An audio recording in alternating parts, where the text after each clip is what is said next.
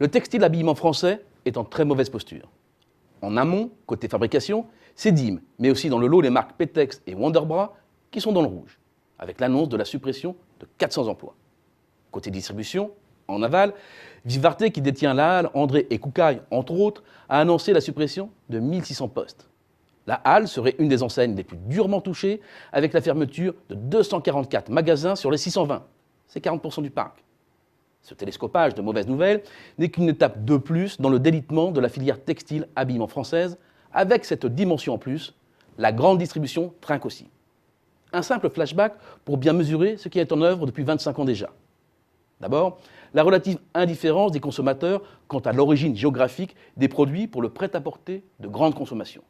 Seul le prix compte, ce qui a encouragé la distribution à se fournir au moins cher, c'est-à-dire dans les pays à bas coût. L'impact a été d'autant plus dévastateur avec l'arrivée des nouvelles technologies. L'informatique et les réseaux ont procuré aux distributeurs des outils d'une efficacité inédite et redoutable en permettant la mise en concurrence des industriels partout dans le monde.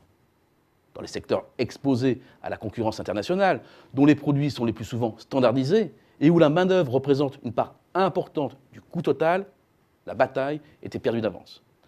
La courbe regroupant l'activité des fabricants de textiles, des industriels de l'habillement, du cuir et de la chaussure est un témoignage très dur de ce qui s'est joué. Ça a d'abord été la défaite face à nos voisins immédiats, Espagne, Italie, qui ont joué au début des années 90 sur la dévaluation de leur monnaie pour s'imposer. De 1990 à 2000, la production Made in France est divisée par deux ou presque. Mais c'est encore pire après. À partir des années 2000, c'est la déferlante des produits venus de Chine, après son adhésion à l'OMC fin 2001. En à peine 10 ans, l'activité s'effondre de 73%. En 20 ans, il ne reste plus qu'un champ de ruines et une production en lambeaux. Moins 86% sur la période. Difficile de faire pire. Et pourtant, en resserrant l'échelle du temps pour éviter que les données soient trop écrasées, un nouvel accès de faiblesse apparaît.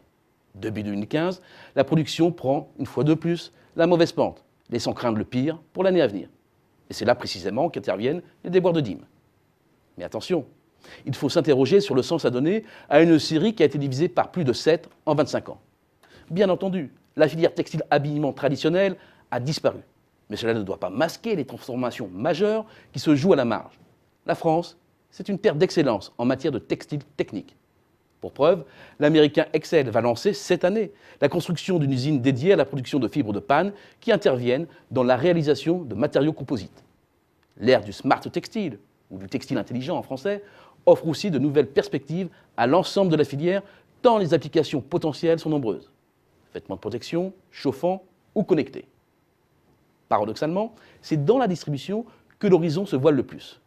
La chasse au petit prix a déjà fait des victimes, chez les fabricants, dans le commerce de détail indépendant. Maintenant, c'est au tour des grandes enseignes d'être touchées.